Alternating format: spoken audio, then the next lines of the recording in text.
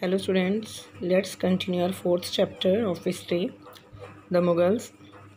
Our first topic for today is Mansabdars and Jagirdars.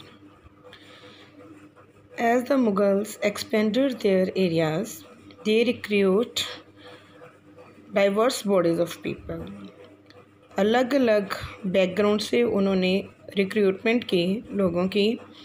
They didn't recruit only Iranis and Turanis but also Muslims, Afghans, Marathas and other groups also. वो लोग जो Mughal services join करते थे they were called as mansabdars. उन्होंने अलग अलग लोगों को क्यों ज्वाइन किया? Because they put their positive impact on the people. अगर वो सिर्फ ईरानियों को या तुरानियों को ही रिक्रूट करते हैं, may be they are not familiar with the land, with the status of land, with the problems people face by their. इसलिए उन्होंने अलग अलग बैकग्राउंड से इंडियंस लोगों को भी अलग अलग पोस्ट पे रिक्रूट किया. And the persons who joined their services they were called as mansabdars. The Mansabdars had the responsibility to maintain a specified number of सवार्स और कैवेलरीमैन.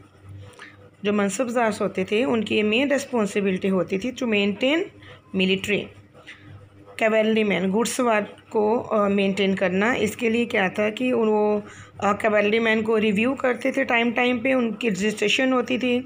उनके जो हॉर्सेस होते थे they were branded and then they receive the money to pay them as salary. वो मुगलों से पैसे लेते थे ताकि ये जो कैवेलरी मैन है उनको सैलरी दे सकें. Whatever the salaries mansabdars received as in the form of revenue assignments called jagirs which were somewhat like iqtas. Mansabdar को सैलरीज जो थी वो रेवेन्यू की फॉर्म में या किसी एरिया की फॉर्म में कुछ लैंड दी जाती थी जिसको जागीर बोला जाता था. बट मुफ्तीज़ के तरह जो मनसबदार थे वो एक्चुअली वहाँ पे रहते नहीं थे और ना ही उनको एडमिनिस्टर करते थे. बट इसके लिए उन्होंने अपने जो सर्वेंट्स होते थे वो अपॉइंट किए होते थे जो कि उस एरिया से रेवेन्यू कलेक्ट करके आगे उनको देते थे. खुद वो दूसरे एरियाज़ में रहते होते थे. ज़रूरी नहीं कि जो इख्तास जो एरिया उनको मुग़लों की तरफ से मिला है इन द फॉर्म ऑफ जागीर और इन द फॉर्म ऑफ सैलरी वो वहीं पे रहे, ऐसा नहीं था. तो अकबर्स के रीन में उसके राज में the jagirs were carefully assessed. बड़ी केयरफुली उनकी असेसमेंट की जाती थी जागीर्स की, ताकि उनको जो मनसबदार को सैलरी दी गई है वो जो वहाँ से रेवेन्यू कलेक्ट होता है वो आलमोस्ट सेम हो. By Aurangzeb reign this was no longer the case and Aurangzeb के टाइम पे ऐसा नहीं था और जो एक्चुअल रेवेन्यू कलेक्ट होता था that was less than the granted sum. जितना उनको ग्रांट किया जाता था, सैलरी जो ग्रांट की जाती थी और जो एक्चुअल रेवेन्यू होता था वो उससे कम होता था. And this was a huge increase in the number of mansabdar which meant a long wait. बहुत सारे मनसबदार इस टाइम पे मनसबदार की गिनती ज़्यादा हो गई थी और जागीरें लेने के लिए they have to wait for a long time. उनको वेट करनी पड़ती थी और कई बार वो जो जागीरें होती थी it created shortage in the number of jagirs जो होती थी वो लेस नंबर में हो गई थी क्योंकि मनसबदार बढ़ गए थे. As a result many jagirdars try to extract as much revenue as possible. इसलिए मनसबदार जो थे या जागीरदार जो थे वो ज़्यादा से ज़्यादा रेवेन्यू जो है वो उन्होंने कलेक्ट करना शुरू कर दिया ताकि उनको ज़्यादा पैसा उनके पास हो सके. And Aurangzeb was unable to control this situation. Aurangzeb इस सिचुएशन को कंट्रोल नहीं कर पाए and therefore peasantry they suffer tremendously. लगातार जो पीजेंट्स थे उनको सफ़र करना पड़ा क्योंकि जो मनसबदार थे वो उनसे ज़्यादा से ज़्यादा रेवेन्यू कलेक्ट करने की कोशिश करते थे. Next topic is Jat and zamindars. मुग़लों का main source of income is the tax on the peasants. जो पीजेंट्स से टैक्स मिलता था that was the main source of Mughals. And mostly जो persons who are liable to collect the taxes they were called zamindars, whether they were local headmen of the village or powerful chieftain. तो उन्होंने जो मुग़ल से वो उनको ज़मींदार बोलते थे. जो उनको टैक्स कलेक्ट करके देते थे वो लोकल हेडमैन भी हो सकता था या पावरफुल कोई चीफ्टेन या मुखिया भी हो सकता था. अकबर के जो रेवेन्यू मिनिस्टर थे दैट इज़ टोडरमल. उसने एक बहुत ही केयरफुल सर्वे किया कौन से एरिया में कौन सी क्रॉप उगाई जाती है, किसके पास कितना एरिया है कल्टीवेशन के लिए। तो फॉर द 10 ईयर पीरियड उसने असेसमेंट की from 1570 to 1580।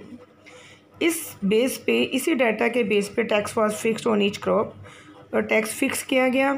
And each province was divided into revenue circles with its own schedule of revenue rates for individual crops.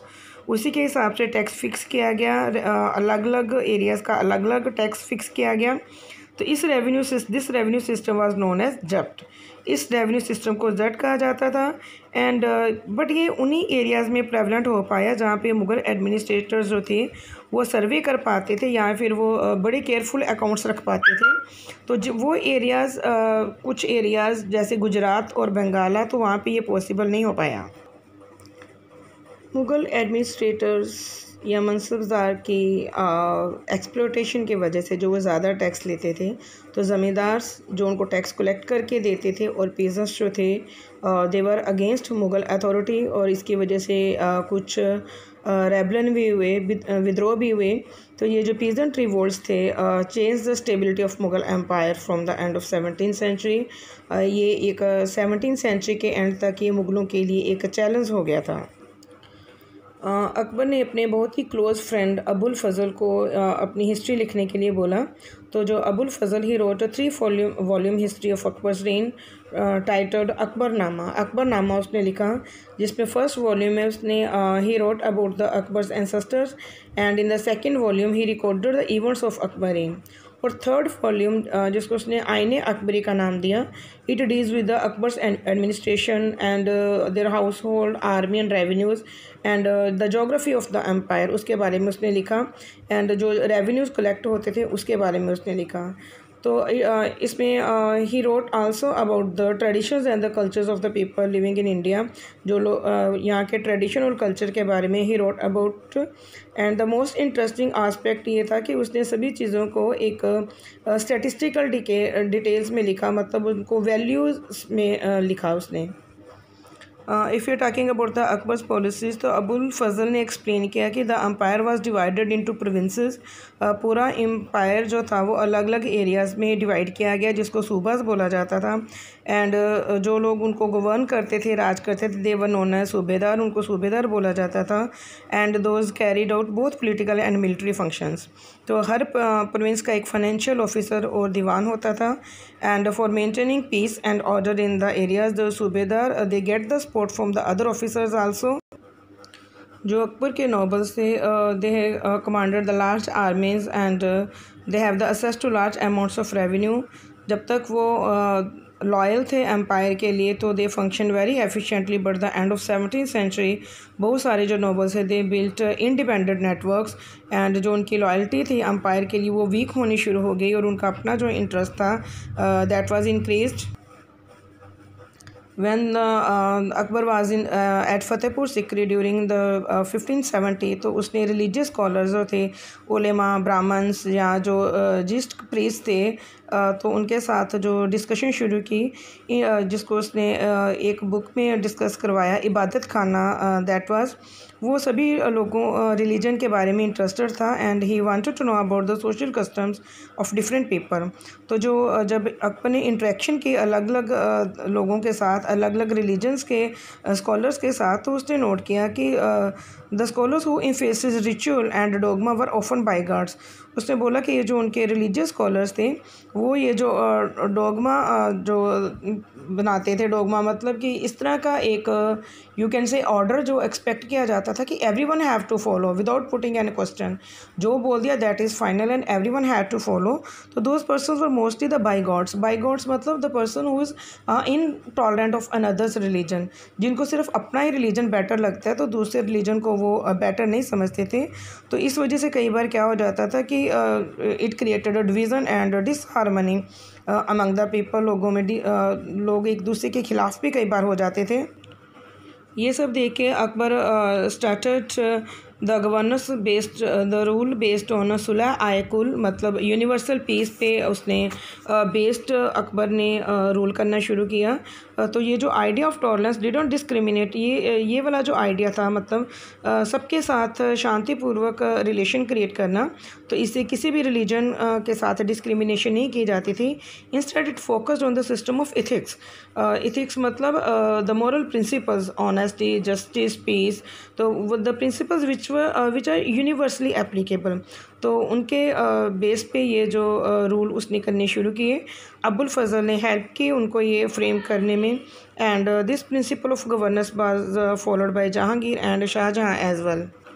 And if you are talking about Mughal empire in the 17th century, और उसके बाद तो फिर हम देखेंगे कि Mughals ने इतनी ज़्यादा, उनकी एडमिनिस्ट्रेटिव और मिलिट्री एफिशिएंसी इतनी ज़्यादा थी कि उन्होंने इकोनॉमिकली और कमर्शियली बहुत भी वो प्रॉस्पर हो गए, बहुत ही ज़्यादा वो रिच हो गए।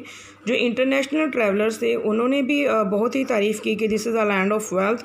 बट कुछ विजिटर्स जो थे they were also surprise to see the poverty, जो कि उन्होंने देखा कि कुछ एरियाज़ में बहुत ही रिच लोग हैं जबकि कुछ एरियाज़ में बहुत ही गरीब लोग हैं। तो this inequality was very clear, बिल्कुल साफ दिखती थी इनइक्वालिटी, क्योंकि जो मनसबदार थे हाईएस्ट रैंक पे देवर बहुत ही थोड़े नंबर में वो मनसबदार उसमें थे।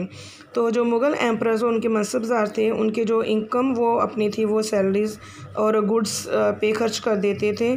तो जो आर्टिसंस और पीजेंट्स होते थे उनको बहुत फ़ायदा होता था, लेकिन जो प्राइमरी प्रोड्यूसर्स होते थे तो वो बहुत ही गरीब थे। उनके हार्डली उनका they were lived from hand to mouth, बड़ी मुश्किल से उनका गुजारा होता था, और वो उनके पास इतनी इन्वेस्टमेंट वो नहीं कर पाते थे ताकि वो नए टूल्स वगैरह ख़रीद सकें। तो ये जो पीजेंट्स थे, वेल्दियर पीजेंट्स और आर्टिसनल ग्रुप्स और मर्चेंट्स और बैंकर्स, इकोनॉमिक ग्रोथ में इनका बहुत बड़ा रोल था।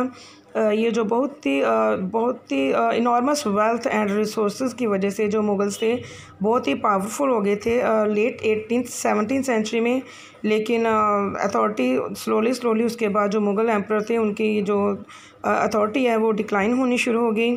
जो सर्वेंट्स थे वो खुद ही पावरफुल हो गए, उन्होंने नई नई डेंसिटीज़ बना दी and they commanded the provinces like Hyderabad और अवध पे उनका कंट्रोल होना शुरू हो गया। although they continue to recognize the Mughal emperor as their master, but 17th century तक आते आते जो थे उन्होंने अपनी इंडिपेंडेंट पॉलिटिकल आइडेंटिटीज़ क्रिएट कर ली। Will discuss about this in the last chapter, 10th chapter of the history. With this we will finish the chapter. Thank you and have a good day.